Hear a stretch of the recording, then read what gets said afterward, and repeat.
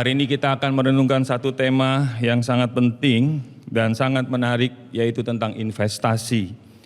Cuma investasi yang akan kita bicarakan bukan investasi di dalam dunia ini yang sementara, bisa jadi itu investasi bodong, bisa jadi investasinya benar, tapi hanya sementara. Tapi yang kita bicarakan adalah tentang investasi yang bersifat kekal.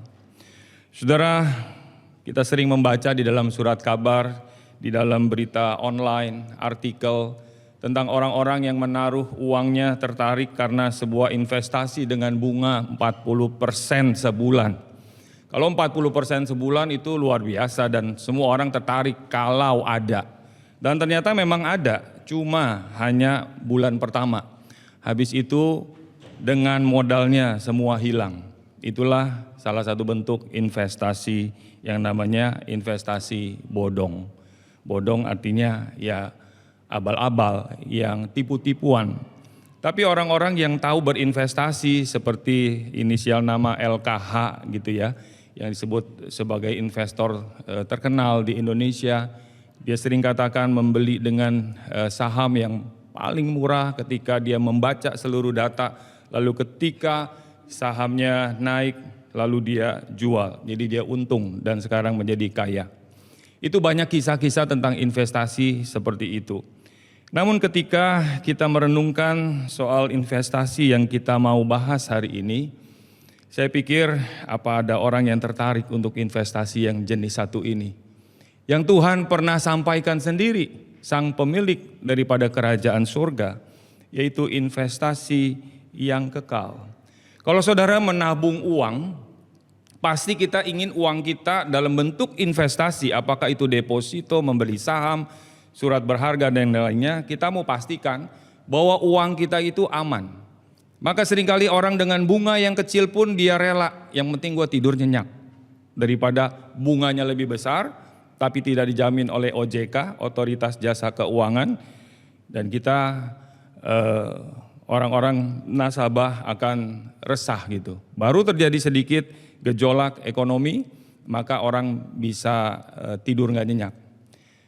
Beberapa hari lalu saya baca di Kompas, katanya investasi ke Indonesia, katanya di surat kabar, dalam 1 minggu kemarin, minggu terakhir, jadi dalam minggu yang baru terkini itu, 6,2 triliun, kalau saya salah nanti saudara koreksi lewat satu surat kabar online, masuk investasi dari luar negeri ke Indonesia. Nah, mau menyatakan apa saudara? Berarti Indonesia masih terlihat sebagai negara yang kelihatannya menarik untuk investasi, untuk beli saham ini, itu dan sebagainya. Tujuannya cuma satu, kalau kita membaca tentang investasi adalah bagaimana dia bisa mendapat keuntungan dari modal, dari uang, dari apapun yang dia bisa serahkan. Jadi kalau kita melihat di tema hari ini, ketika Matius 6 ayat 19 sampai 24 tadi sudah kita bacakan, Tuhan Yesus memberikan satu pemahaman yang berbeda tentang investasi yang ada di dalam dunia dengan segala resikonya. Orang bisa mengecap keuntungan, bisa yang sedikit, bisa yang besar, atau bisa juga yang ditipu, bodong. Nah saudara, di dalam Matius 6 ayat 19 ayat 20 sampai 24, di sana dalam bahasa Lembaga Alkitab Indonesia dituliskan judulnya hal mengumpulkan harta. Menarik ya. Bagaimana kita mengumpulkan harta? Biasa harta kita identikan dengan harta di dalam dunia ini saja. Dengan banyak ruko, investasi ini, investasi itu. Orang pikir dia akan aman karena saya sudah kumpulkan harta sebanyak-banyaknya. Semampu-mampunya, pagi siang malam kumpulkan harta. Tapi harta di sini kalau saudara lihat di dalam terjemahan baru edisi kedua, di sana tidak ditulis sebagai hal mengumpulkan harta, tapi diberi judul harta di surga. Harta di surga. ESV menulis sebagai lay up, store, simpan, treasures, hartamu in heaven, di sorga. Jadi dari terjemahan pertama ke kedua, lalu kita lihat terjemahan lain di dalam ESV, lebih jelas bahwa yang dimaksudkan oleh Tuhan Yesus adalah ketika saudara dan saya menyimpan harta bukan di dalam dunia ini. Urusan simpan, investasi, mendapat keuntungan, biarlah itu menjadi bagian para ekonom, orang-orang ahli investasi, seperti tadi saya sebut LKH dan sebagainya, yang memang punya pengetahuan kapan harus beli, kapan harus jual, kapan harus beli investasi ini, deposito ini dan sebagainya, supaya saudara mendapatkan gain hasil keuntungan yang besar. Kita mulai dengan bagian yang pertama. Di dalam ayat 19 sampai ayat 20, Tuhan Yesus sudah mengingatkan bahwa kalau engkau investasi di dalam dunia ini, engkau taruh hartamu di dalam dunia ini. Ayat 19 sampai 20 kita bisa baca bersama-sama, 1, 2, 3. Janganlah kamu mengumpulkan harta di bumi. Di bumi ngengat dan karat merusakannya, dan pencuri membongkar serta mencurinya. Tetapi kumpulkanlah bagimu harta di surga. Di sorga ngengat dan karat tidak merusakkannya, dan pencuri tidak membongkar serta mencurinya. Perhatikan saudara, kalau manusia menyimpankan hartanya di dalam dunia ini yang dikhotbahkan, disampaikan oleh Tuhan Yesus di dalam Injil Matius, juga di Lukas, ada 3 jenis, apakah itu ngengat, apakah itu karat, apakah itu pencuri, yang bisa merusak harta yang saudara dan saya manusia miliki. Saya mulai dengan ngengat. Saudara lihat ngengat. Kenapa baju kita bisa tiba-tiba bolong? Karena ada ngengat. Ngengat ini seperti kupu-kupu bersayap terbangnya malam-malam dan kita nggak tahu. Siapa yang cari ngengat? Nggak ada. Tapi ngengat ini eksis, dia ada. Dan tiba-tiba kita simpan baju kita, lalu kita, kenapa bolong? Kenapa berlubang? Karena ada ngengat. Kenapa Tuhan bicara tentang ngengat? Karena ngengat ini sesuatu yang real dalam kehidupan, hidup di dalam dunia yang pakai baju. Maka pakaian, fabric, kain yang ketika lubang-lubang itu nggak ada yang gigit. Apakah saudara gigit? Enggak. Tapi ada yang menggigit. Ada yang menggerogoti, yaitu ngengat. Yang kedua, Tuhan bicara karat. Kalau sesuatu benda logam didiamkan, terjadi oksidasi dan sebagainya, maka dari benda itu bisa muncul yang namanya karat. Kalau sudah berkarat, akhirnya bisa hancur itu logam. Bicara tentang betapa sesuatu tidak bisa bertahan selamanya. Ada ngengat, ada karat. Dan yang ketiga, ada pencuri. Pencuri sekarang sudah beda dengan pencuri zaman waktu 5, 10, 20 tahun yang lalu. Pencuri dulu mungkin modelnya tarik, ambil, rampok dan sebagainya. Tapi pencuri sekarang mainnya di link, mainnya di aplikasi saudara. Karena semua rata-rata saya baca banyak bank konvensional sudah mulai agak kurang yang ngantri di perbankan. Karena banyak yang beralih kepada digital banking. Jadi orang semuanya di sini. Maka para penjahat, pencuri mulai melakukan tindakan pencurian, ambil aset, uang dengan tipuan melalui link, melalui jari saudara. Jadi jari kita hati-hati jangan sembarang klik. Apalagi kita yang suka share-share itu hati-hati karena kita harus baca dulu. Selalu kita mesti ingatkan apa yang kita baca, jangan asal klik. Loh, nggak taunya itu dari penipu, pencuri yang hendak mengambil aset, uang, karena semua ketika daftar dengan KTP, dengan nomor KTP, ini, itu, foto, dan sebagainya, semua data saudara, rata-rata yang tempat ini punya handphone, sudah tidak lagi milik kita sendiri. Bahkan ada situs yang menjual data-data pribadi, diperjualbelikan. Maka tiba-tiba kita heran, kok itu ada kasus bagaimana KTP dicatut dan sebagainya. Wah, ini macam-macam.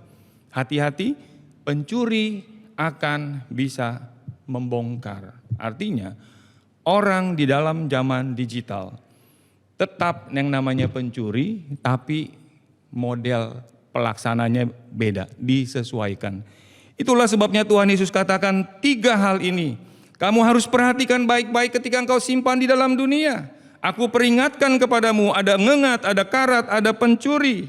Itu sebabnya Lukas 12 ayat 33-34 Tuhan Yesus katakan, kamu harus simpan hartamu, kamu harus simpan uangmu di dalam pundi-pundi atau dompet. Pundi-pundi itu dompet, money bags, tempat simpan uang.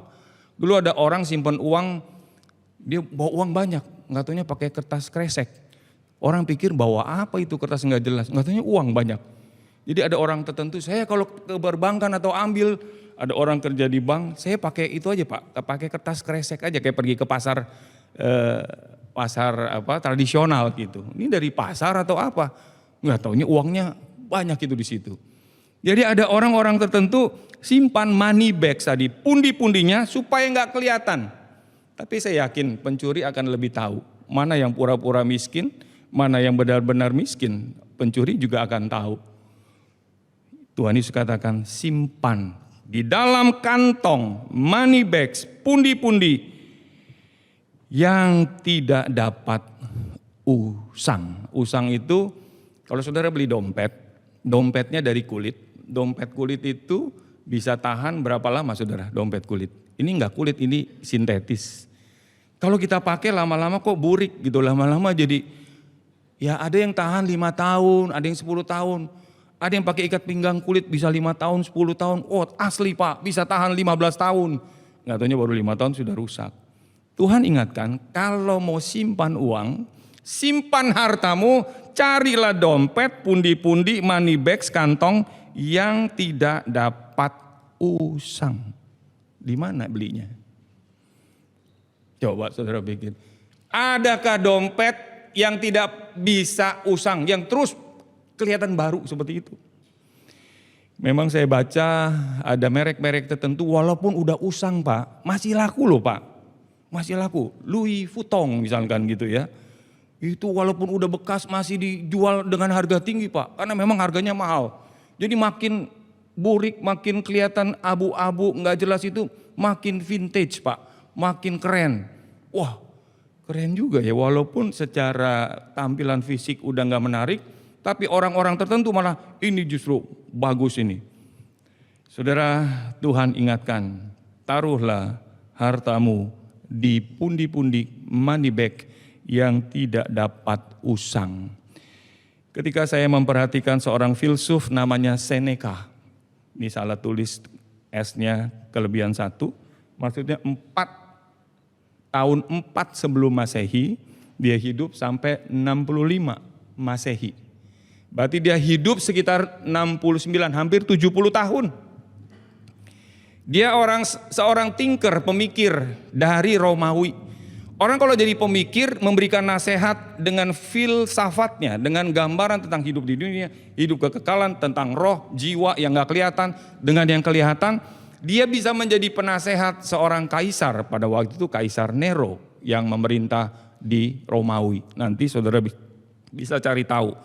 Banyak sekali tulisan-tulisan daripada Seneca ini sebagai seorang filsuf yang jadi pelajaran buat masyarakat umum dunia. Karena banyak nasihat-nasihat dia itu yang bagus. Inilah yang disebut di dalam teologi sebagai anugerah umum. Jadi ada orang-orang yang gak perlu percaya Tuhan Yesus, gak perlu menjadi orang Kristen, tapi punya pemikiran-pemikiran yang secara umum memang berlaku. Dia katakan salah satunya kesulitan-kesulitan fisik justru jadi menguatkan tubuh. Maka kesulitan-kesulitan hidup membuat pikiran seseorang menjadi semakin tajam. Betul saudara. Orang yang menghadapi kesulitan-kesulitan di berbagai dunia, enggak peduli dia percaya Tuhan atau tidak, dia akan berpikir lebih tajam dibandingkan orang yang semuanya sudah well prepared. Semuanya udah siap semua. Dia ongkang-ongkang kaki aja semua makanan datang sendiri. Enggak perlu lagi dia berjuang. Tapi Seneca bilang dalam salah satu quote tulisan dia, coba perhatikan orang-orang yang mengalami kesulitan. Maka di dalam konteks Matius pasal 6, seorang ahli mengutip apa yang dikatakan oleh Seneca dengan berkata, sungguh bodoh menjadikan sesuatu yang dengan begitu mudahnya dapat dirampas dari kita sebagai harta. Ini bicara harta. Karena kalau saudara investasi bicara tentang harta. Harta yang kelihatan, yang harap kalau saya sudah pensiun nanti, maka harta itu akan menjadi income pasif buat saya. Saya tidak lagi perlu bekerja.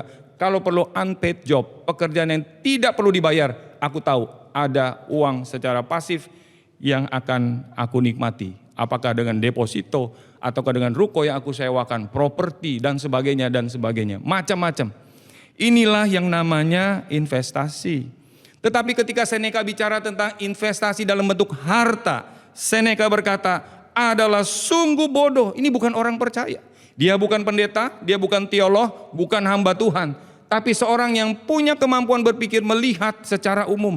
Betul apa yang dikatakan oleh Seneca. Bodohlah yang menjadikan sesuatu dengan begitu mudahnya tadi dapat dirampas. Bukankah sinkron dengan apa yang Tuhan katakan? Tuhan katakan kalau kamu mau simpanlah supaya jangan ada pencuri yang bisa ambil. Seneca di luar daripada kekristenan sekalipun tidak ada yang mengatakan dia orang percaya Kristus.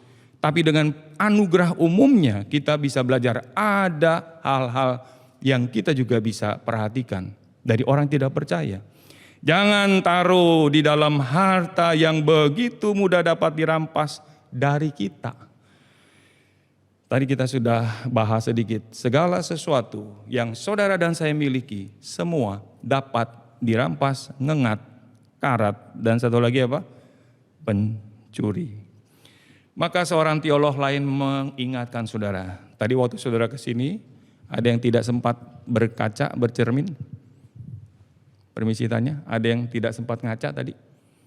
Kayaknya semuanya ngaca ya, bercermin tadi ya. Kita lihat penampilan kita. Ada jerawat, atau ada kotoran, ada apa, nanti jadi omongan itu. Ada di giginya ada cabai tuh Ci, ibu. Oh iya maaf, dia kan bercermin dia sikat gigi apa. Sebab dulu ada satu orang lagi mau nawar sesuatu, si penjualnya ada, saya ingat ada cabai di giginya. Jadi dia, kok ada cabai itu? Habis habis malu dia tawar. Jadi itu bisa nggak kurang harganya? Jadi dia pakai strategi, habis ngomong itu ngomong nawar gitu, mau ngomong sesuatu, tapi dia mungkin lupa berkaca atau yang setelah makan dia tidak sempat lihat. Artinya kita semua bercermin. Tapi hari ini teolog ini memperhatikan, coba perhatikan bercerminlah. Bukan hanya dengan cermin yang melihat fisik kita, tapi lihat jauh ke dalam diri kita sebagai manusia.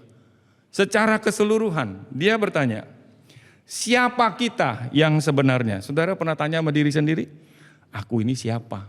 Kan kita nyanyi, siapakah? Lu nanya gak tahu ya kamu siapa? Siapakah aku ini? Itu kan kalimat pertanyaan yang dipertanyakan kepada Tuhan. Tuhan siapa aku?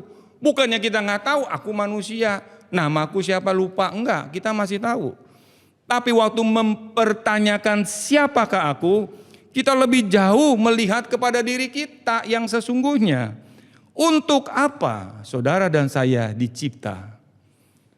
Saya dapat gambar itu, satu kerak lagi deket-deketin majikannya atau seorang manusia, suatu gambaran ya. Satu gambaran kamu lagi pikirin apa, lagi tidur, ada orang tidur pikirannya tetap jalan tuh.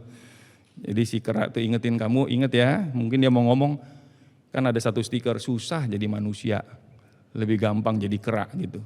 Terus di stiker ditempel di mobil gitu. Jadi saudara pernah pikir untuk apa kita dicipta?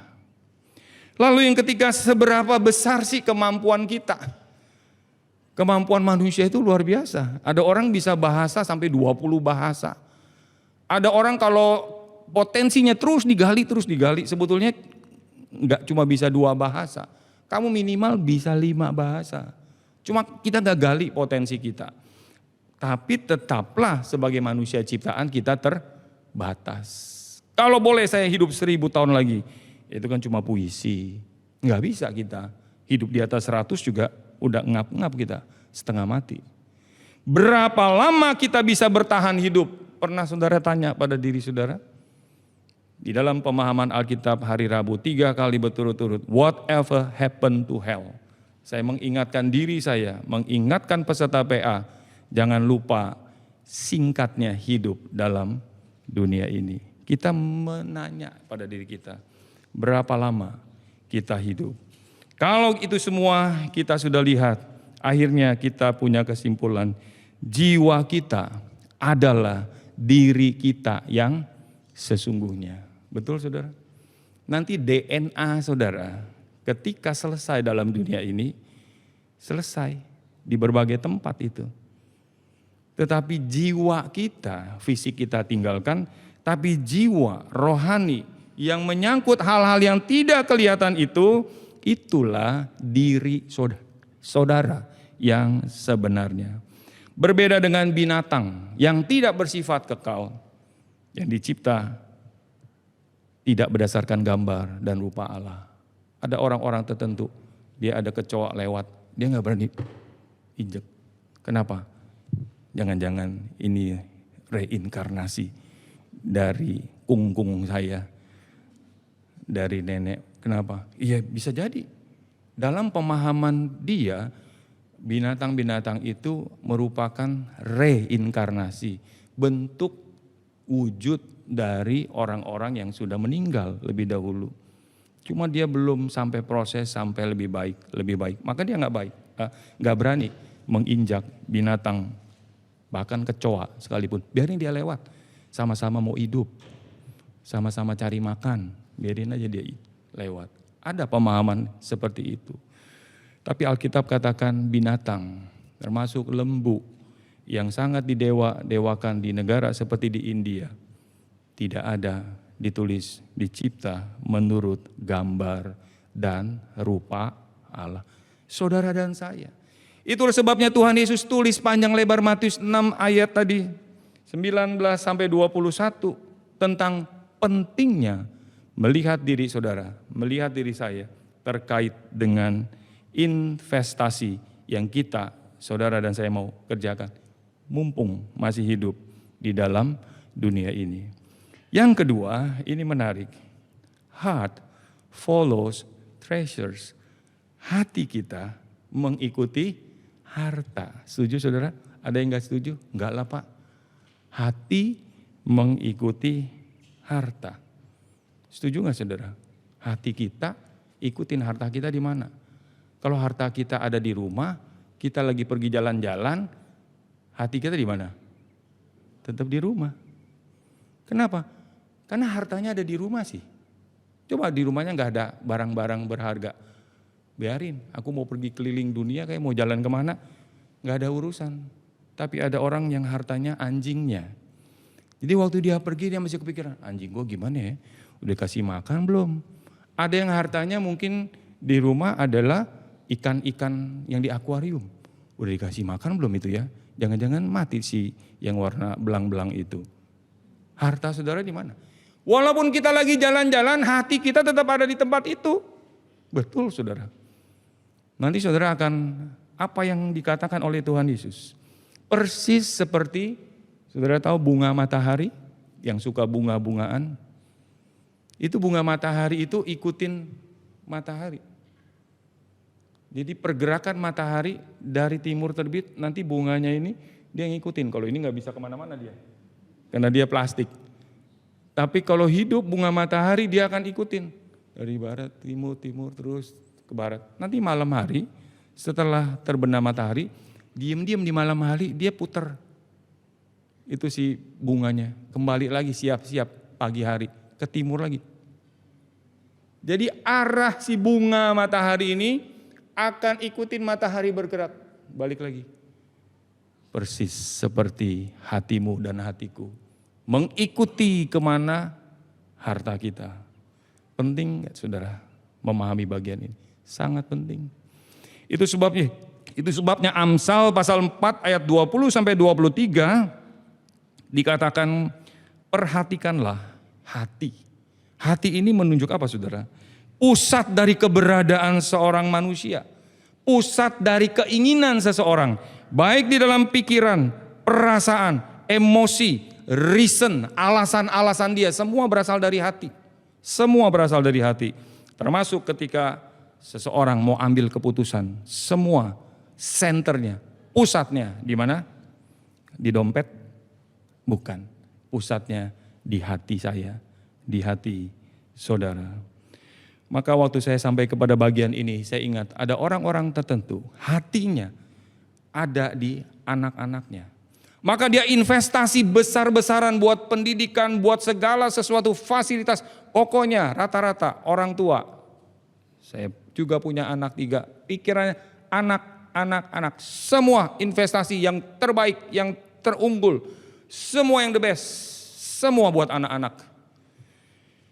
Waktu orang investasi untuk anak-anaknya. Semuanya, kalau udah semuanya apapun dikasihkan ke anak. Saya nggak perlu harta, semua buat anak-anak. Beberapa hari ini saya membaca dan mendengar seorang ibu yang memblok nomor-nomor telepon dari anak dan menantu. Saya kaget, kenapa ini ibu? Dia bilang, anak-anak saya ini semua saya sudah fasilitasi. Tapi sekalipun gak pernah tanya, Ma, apa kabarnya? Saya cuma pengen denger apa kabar, Ma? Sehat, cuma itu aja. Itu pun gak dapet, kata ibu ini. Sampai saking jengkelnya dia cerita, saya blok aja. Kalau di blok kan gak bisa, udah komunikasi lagi. Karena kalau saya kirim dana, baru anaknya itu terima kasih, Ma. Jadi kalau nggak dikirim dana, nggak ada ucapan terima kasih, nggak ada apa kabar. Sampai mamanya nungguin buka-buka handphone, lihat lagi mana ada WA nggak dari anaknya, kagak ada. Akhirnya saking keselnya kata ibu itu, saya blok aja nomornya, udah nggak usah lagi bicara. Saking jengkelnya. Maka anak-anak yang masih punya ibu, sekali-sekali WA lah, sekali-sekali telepon lah. Apa kabar ibu, apa kabar mami, apa kabar oma dan sebagainya. Berarti manusia perlu relasi. Investasi yang salah, semuanya buat yang ada dalam dunia ini. Maka engkau dan saya akan kecewa. Jelas Bapak Ibu Saudara, ini Tuhan katakan, hatimu akan ikut di mana hartamu. Kalau hartamu di anak-anak, hatimu di anak-anak. Kalau hartamu ada di properti, juga ada di properti hatimu. Hartamu di sana, hartamu di rumah, hatimu ikut. Tidak bisa dipungkiri. Apa yang Tuhan Yesus katakan, perhatikan. Hati kita mengikuti kemana kita taruh harta kita, uang kita. Maka saya waktu renungan bagian ini, Tuhan, berapa banyak orang yang tertarik sama khotbah seperti ini. Apakah waktu Tuhan Yesus khotbah dari Matius 6 ayat 19 sampai 21 ini ada yang mengaminkan, betul Tuhan, aku mau investasi di sorga. Apakah seperti itu? Atau orang pulang dengar khotbah Tuhan Yesus ini, ya dia ngomonginnya tentang sorga. Kita masih perlu bayar anak sekolah, perlu beli beras, perlu bayar kontrakan, bayar cicilan, bayar kartu kredit. Ini enggak relevan dengan kehidupan saya. Bisa jadi ada orang-orang yang kecewa. Yohanes 6 ayat 66 sudah membuktikan. Waktu orang mendengar Yesus Kristus roti kehidupan. Hah? Roti kehidupan?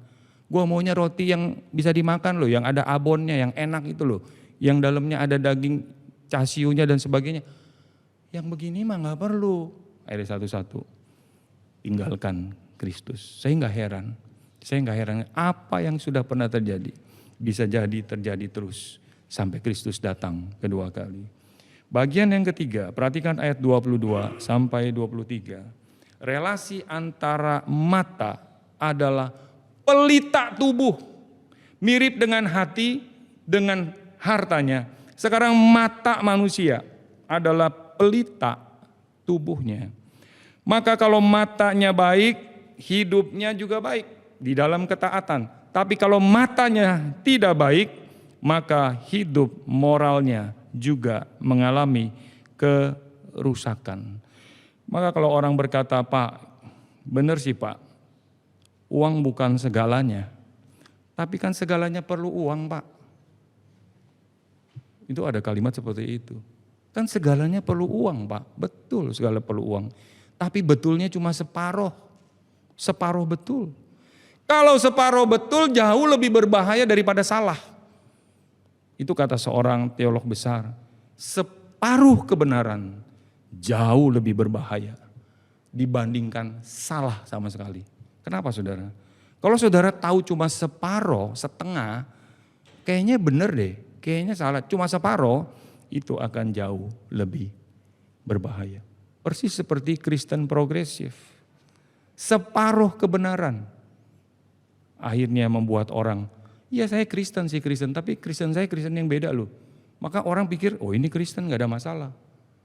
Ketika separuh kebenaran yang dipahami, orang itu tidak akan pernah sampai ke sorga yang mulia. Maka mari kita perhatikan kacamata apa yang saudara dan saya pakai untuk mengkoreksi kita punya penglihatan. Saya pakai kacamata sudah sekian tahun, ada plusnya, ada minusnya, ada silinder komplit, paket komplit ini. Paket komplit. Untuk apa? Untuk mengoreksi penglihatan secara fisik. Tapi secara rohani, mata rohani kita pernah koreksi gak? Ada orang sibuk dengan lasik ini, bukan salah dengan lasik, silakan aja supaya kita bisa koreksi. Ganti ini, ganti kacamata supaya kita punya vision, operasi katarak supaya bisa melihat dengan jelas, tidak kabur. Pertanyaan hari ini, apakah seperti yang dikhotbahkan oleh Tuhan Yesus, saudara pernah mengoreksi hati, mata hati kita? Bukan hanya mata jasmani kita, tapi mata hati kita yang menjadi pelita tubuh. Yang terakhir Matius 6 ayat 24. Mari kita baca bersama-sama. Siapakah yang menjadi master, tuan saudara? Allah atau Mamon? Matius 6 ayat 24. Kita baca bersama-sama 1, 2, 3. Tak seorang pun dapat mengabdi kepada dua tuan. Karena jika demikian ia akan membenci yang seorang dan mengasihi yang lain. Tahu ia akan setia kepada yang seorang dan tidak mengindahkan yang lain.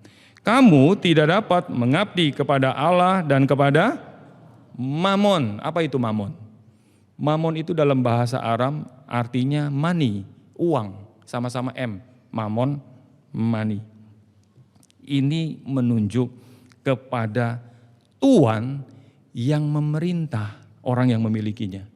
Maka ketika saya memperhatikan kata melayani di sana yang dipakai di dalam ayat 24, ternyata katanya dipakai seperti seorang budak. Budak, bukan anak, bukan juga seorang karyawan atau karyawati. Tapi ini kata yang dipakai melayani sebagai kata doulos yang kita tahu itu budak.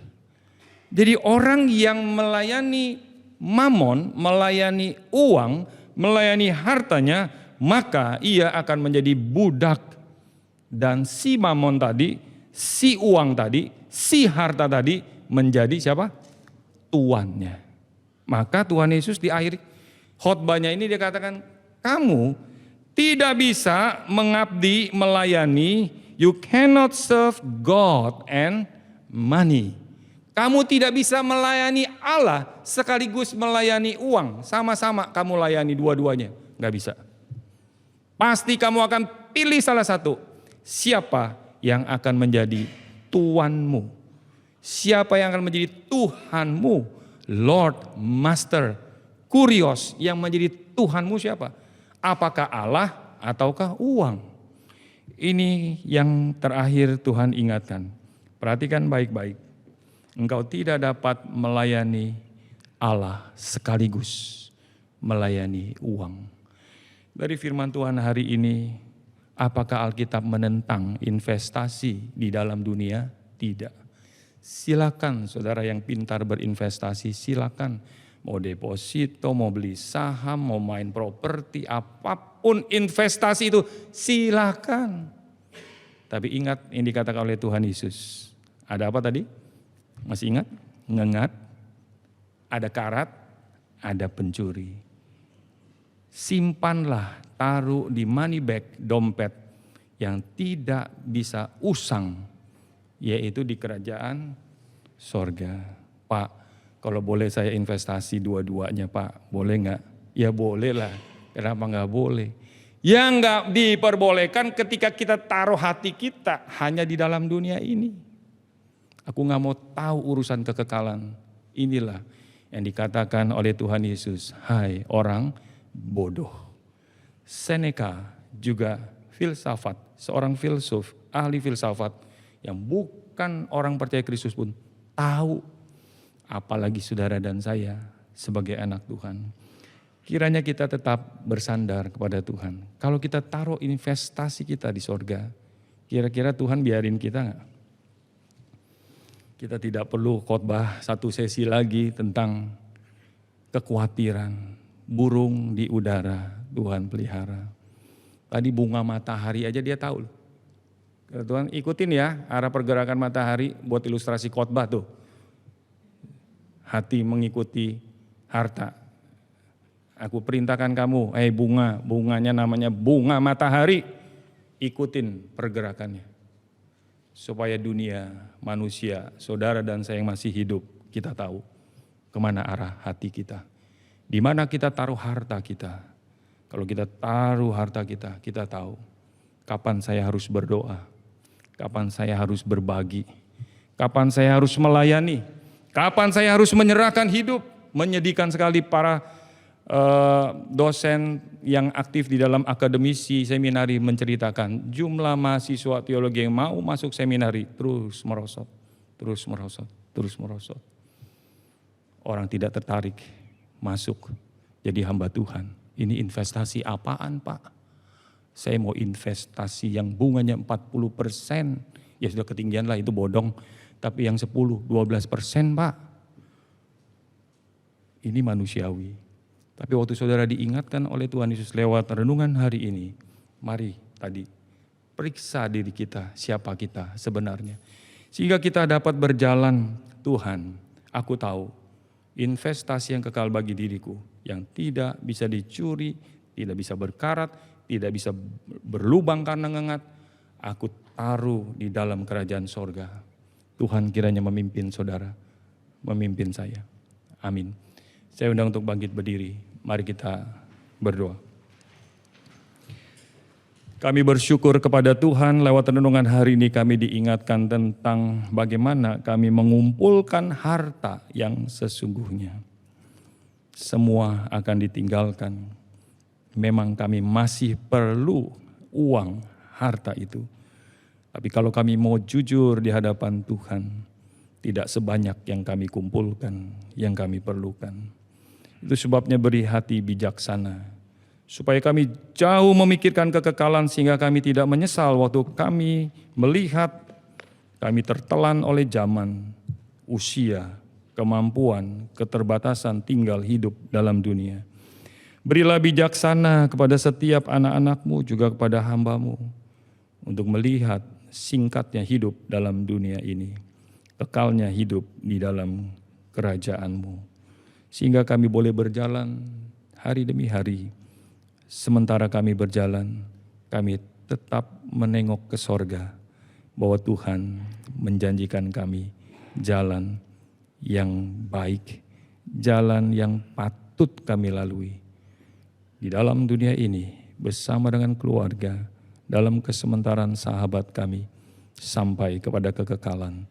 Berkati firman-Mu menjadi berkat yang berkepanjangan, sehingga setiap kami satu hari berkata, kami tidak menyesal menaruh, mengumpulkan harta kami di dalam kerajaan-Mu, karena Engkau sudah memperingatkan kami, menasehati kami, juga membimbing kami.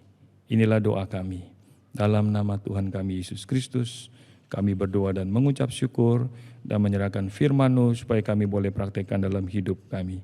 Sama-sama kita katakan amin. Mari kita sama-sama membaca pengakuan iman rasuli dengan seluruh orang percaya di segala tempat, di segala zaman. Aku percaya kepada Allah, Bapa yang Maha Kuasa, Khalik langit dan bumi, dan kepada Yesus Kristus, anaknya yang tunggal, Tuhan kita, yang dikandung dari Roh Kudus, lahir dari anak darah Maria, yang menderita sengsara di bawah pemerintahan Pontius Pilatus, disalibkan, mati, dan dikuburkan, turun ke dalam kerajaan maut. Pada hari yang ketiga, bangkit pula dari antara orang mati, naik ke sorga, duduk di sebelah kanan Allah, Bapa yang Maha Kuasa. Dan dari sana ia akan datang untuk menghakimi orang yang hidup dan yang mati. Aku percaya kepada Roh Kudus, gereja yang kudus dan am, persekutuan orang kudus, pengampunan dosa, kebangkitan tubuh, dan hidup yang kekal. Amin. Silakan duduk. Kita akan naikkan pujian untuk mempersiapkan hati kita dalam perjamuan Tuhan. Bawalah aku Yesus dekat ke salib-Mu.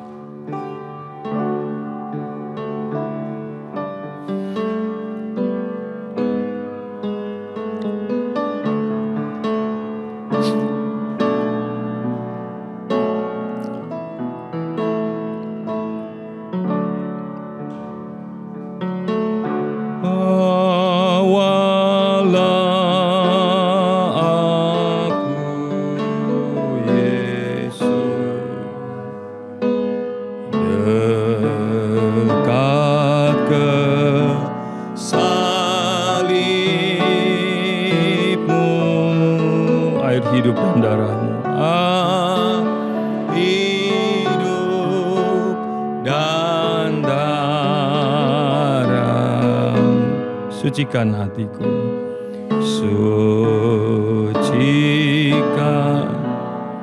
hati.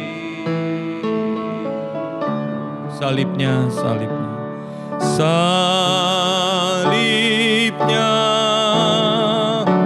salibnya,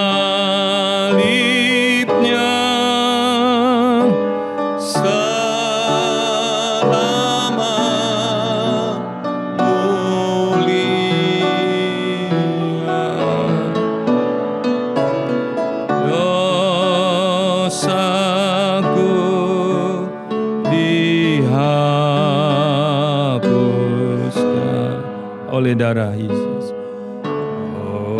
oleh darah Yesus. Saya persilakan Ibu Moili membacakan 1 Korintus 11 ayat 23 sampai 32 sebagai persiapan perjamuan Tuhan pada pagi ini.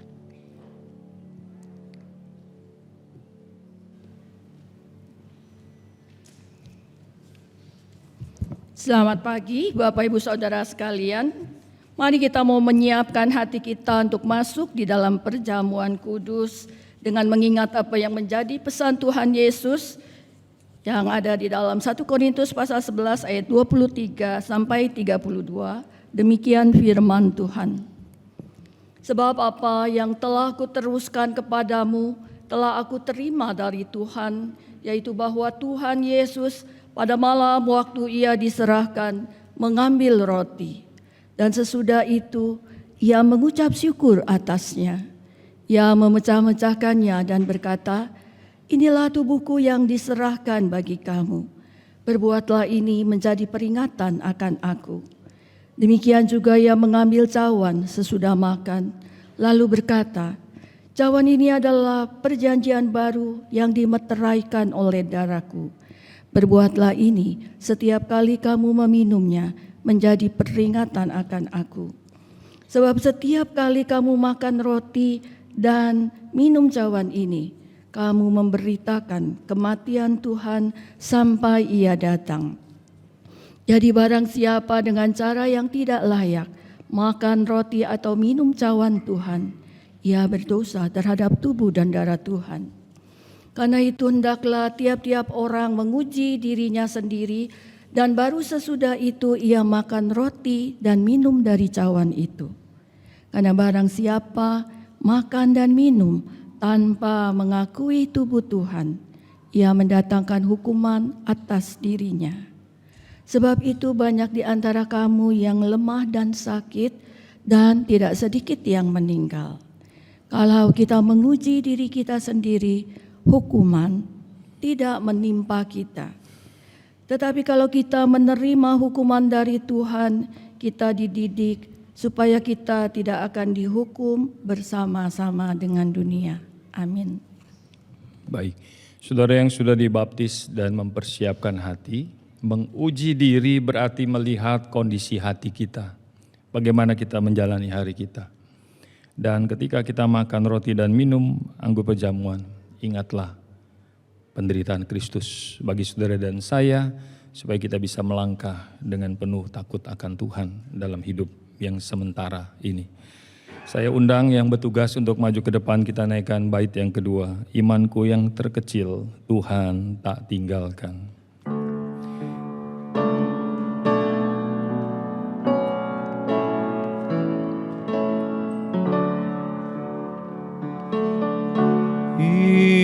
Imanku yang terkecil, Tuhan tak tinggal.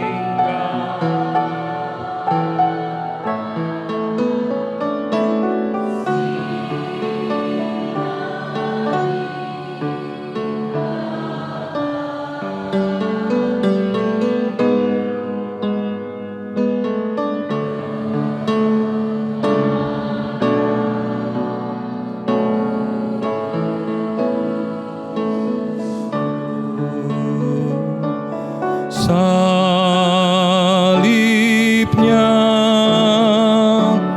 salibnya,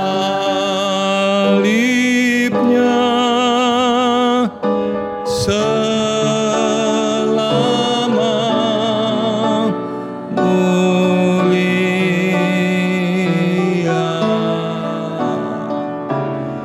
dosaku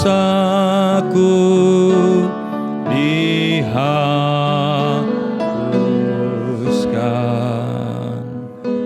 oleh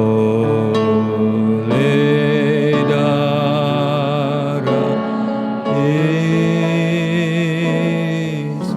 Salibmu sandaranku, salibmu sandaranku, sandaran. Ku rindu kasih-Mu,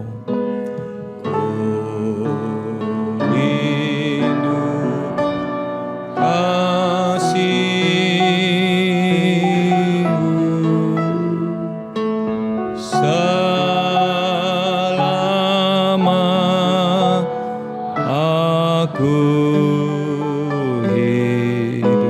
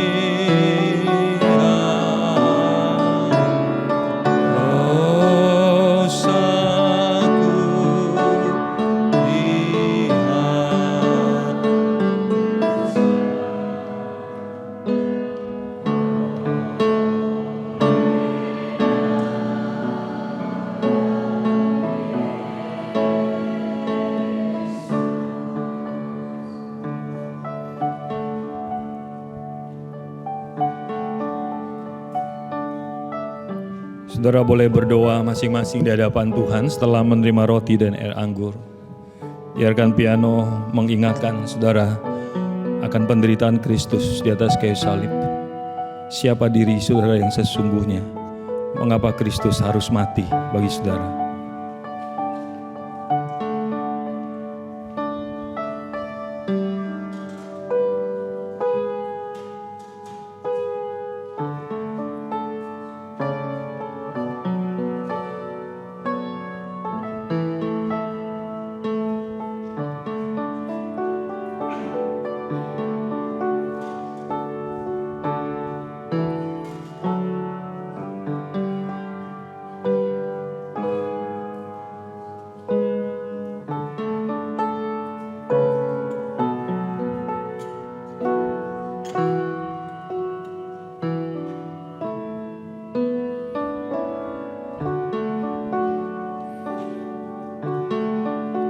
mengundang saudara untuk bangkit berdiri.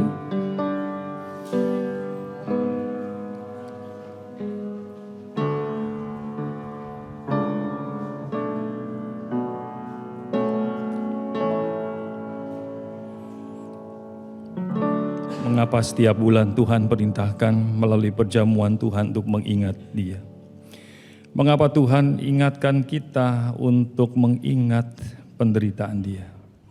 Bahkan orang percaya di abad pertama, tiap-tiap hari mereka berkumpul untuk mendrive, untuk mengarahkan hidup kita, menuntun hidup kita.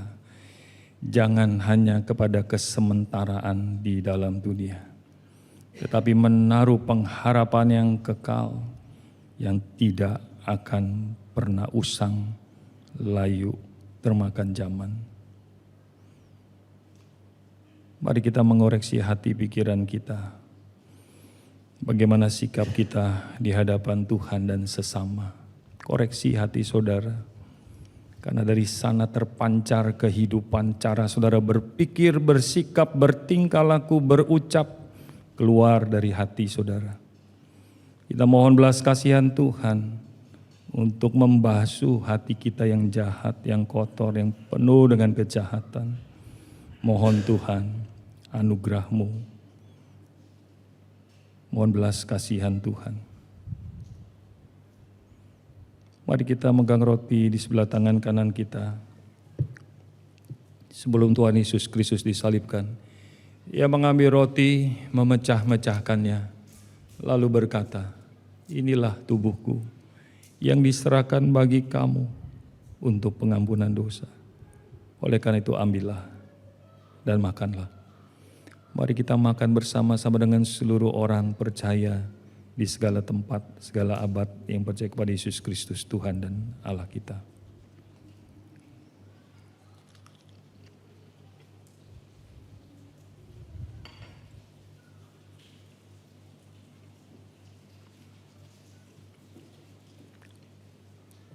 Mari kita memegang cawan berisi air anggur sebelah tangan kanan kita.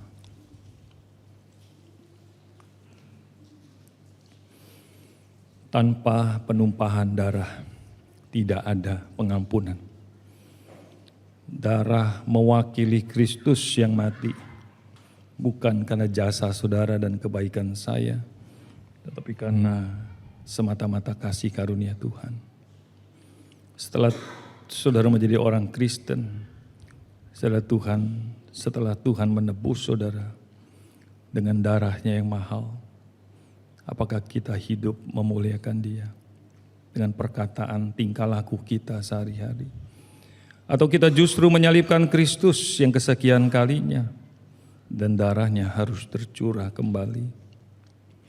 Kita renungkan hidup kita di hadapan Tuhan dan mohon belas kasihan Tuhan. Supaya darah yang suci, darah yang mahal, darah anak domba itu kita terima dengan ucapan syukur dan takut dan gentar kepadanya. Sebelum Tuhan Yesus Kristus disalib, Dia mengambil cawan berisi air anggur. Mari kita memegang cawan sebelah tangan kanan kita. Tuhan Yesus berkata, cawan ini adalah perjanjian yang baru yang dimeteraikan oleh darahku. Oleh karena itu ambillah dan minumlah. Mari kita minum bersama-sama sambil mengucap syukur atas kasih anugerah yang Tuhan berikan pada saudara dan saya.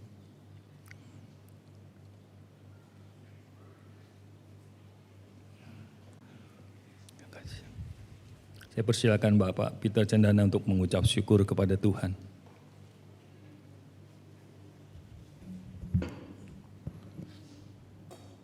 Tuhan Yesus, Allah Bapa kami yang ada di surga, terima kasih Tuhan Engkau telah memberikan kami waktu untuk menghadap hadirat-Mu. Iya. Tuhan, kami tahu Tuhan hanya kami bisa menghadap hadirat-Mu hanya karena anugerah-Mu saja Tuhan.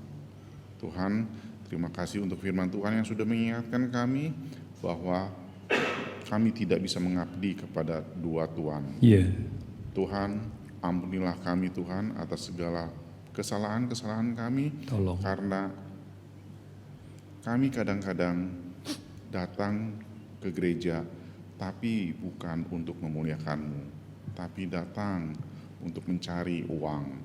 Oh Tuhan, ampunilah kami Tuhan, sehingga motif kami datang ke gereja sesuai dengan kehendak-Mu. Terima kasih Tuhan untuk perjamuan yang sudah Engkau berikan kepada kami, sehingga kami disatukan dengan Engkau. Tuhan, Engkau begitu suci, tapi Engkau mau menerima kami. Kiranya Engkau tetap mau menolong kami dalam kehidupan kami selanjutnya, supaya kami tetap bisa berjalan bersama-sama dengan Engkau. Terima kasih Tuhan, dalam nama Tuhan kami Yesus Kristus, kami sudah berdoa. Amin. Amin, silakan duduk. Sementara cawan-cawan dikumpulkan.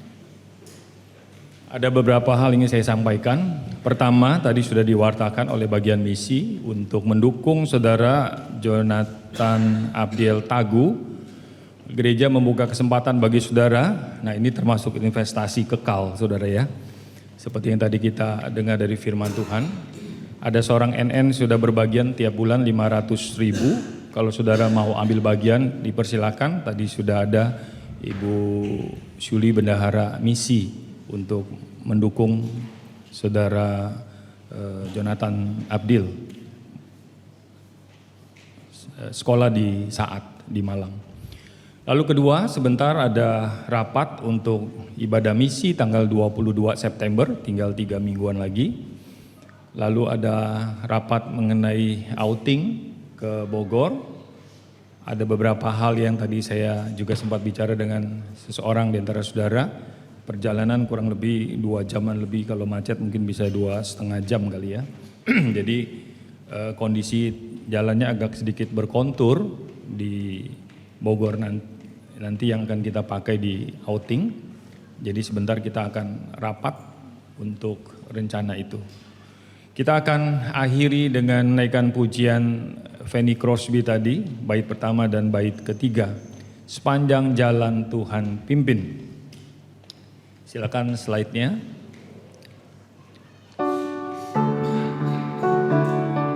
Bait ketiga, saudara diundang bangkit berdiri. Bait pertama kita naikkan pujian ini. Sebentar, bait ketiga waktu berdiri. Sekarang duduk terlebih dahulu.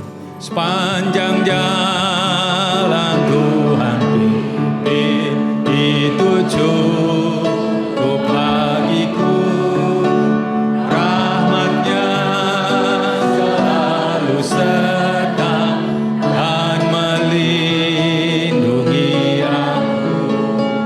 Penghiburan dari surga jika Tuhan sertaku, karena tentulah semoga diperbuatnya baik itu, karena tentulah semoga diperbuatnya baik itu. Baru saudara boleh bangkit berdiri. Jalan Tuhan meski jalanku tak senang, diberi rahmat dalam hujan, roti hidup tak kurang. Meski ku merasa haus berat dan jiwa menanggung berat, dari batu air memancar, terbitlah kegirangan. Dari batu air memancar, terbitlah kegirangan. Anugerah Tuhan cukup bagi kita menjalani keseharian kita. Amin saudara. Mari kasih jabat tangan kiri kanan depan belakang. Anugerah Tuhan cukup bagimu menjalani hari-hari di dalam hidup ini. Sebentar saudara juga boleh mengucapkan selamat ulang tahun. Hari ini tepat saudari Septin yang berulang tahun, cuma mungkin masih melayani di sekolah minggu. Nanti saudara boleh mengucapkan selamat. Kita akhiri di dalam doa. Mari kita mengucap syukur menyerahkan hidup kita, keluarga kita, investasi kita kepada Tuhan. Mari kita berdoa. Kami bersyukur untuk firman Tuhan dan ibadah hari ini. Kami diingatkan bagaimana bijaksana mengelola investasi, harta, keuangan diri kami yang bersifat kekal, yang bersifat sementara. Berilah bijaksana kepada setiap umat-Mu, juga kepada hamba-Mu, supaya kami bukan hanya mendengar dan mengkhotbahkannya, tapi mempraktekkan bagi diri kami, keluarga kami, gereja kami di tempat ini, agar Tuhan akhirnya dipermuliakan. Kami kedapatan sebagai umat yang berkenan kepadamu, menyertai setiap pergumulan anak-anak-Mu yang masih sekolah, masih kuliah, yang sudah bekerja, yang sedang berusaha, berdagang, berinvestasi. Berkatilah mereka, ingatkan mereka akan Engkau sendiri yang sudah mengkhotbahkan Matius pasal 6 yang kami sudah dengarkan tadi. Terima kasih Tuhan, kami menyerahkan setiap pergumulan anak-anak-Mu. 1 minggu ke depan, jatuh bangunnya kami ada di dalam tangan Tuhan. Maka kami dapat dengan yakin dan teguh seperti Fanny Crosby menuliskan lagunya, asalkan Tuhan pimpin jalan kami. Itu sudah cukup, karena anugerah-Mu cukup bagi kami sepanjang hidup kami. Tambahkan iman kepada umat-Mu. Tambahkan iman dan keberanian untuk bersandar dan bergantung kepada Tuhan. Bukan bersandar bergantung kepada anak, cucu, menantu, orang tua, tapi kepadamu saja. Inilah seru doa kami. Ajar kami terus bertekun di dalam doa, seperti Tuhan Yesus mengajar para muridnya berdoa, Bapa kami. Bapa kami yang di surga, dikuduskanlah namamu. Datanglah kerajaan, jadilah kehendak-Mu di bumi seperti di surga. Berikanlah kami pada hari ini makanan kami yang secukupnya, dan ampunilah kami akan kesalahan kami, seperti kami juga mengampuni orang yang bersalah kepada kami. Dan janganlah membawa kami ke dalam pencobaan, tetapi lepaskanlah kami daripada yang jahat. Karena Engkaulah yang mempunyai kerajaan dan kuasa dan kemuliaan sampai selama-lamanya. Amin. Doksologi.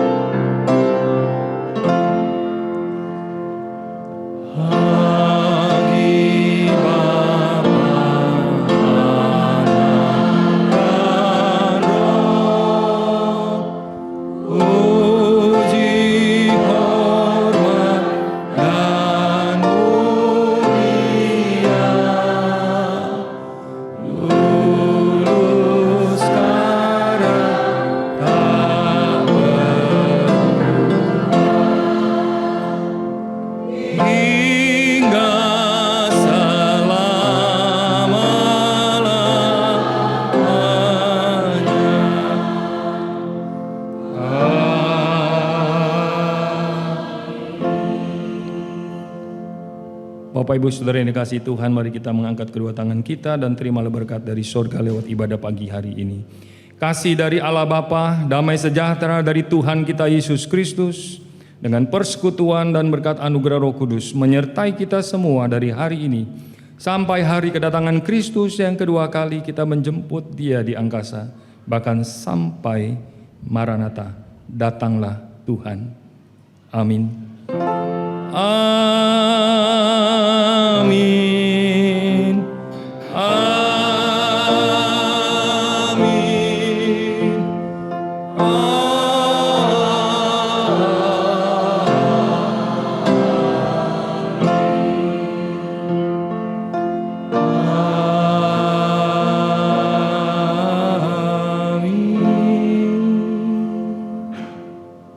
Amin. Jemaat dipersilakan duduk, ibadah telah selesai. Selamat berhari Minggu, Tuhan Yesus memberkati.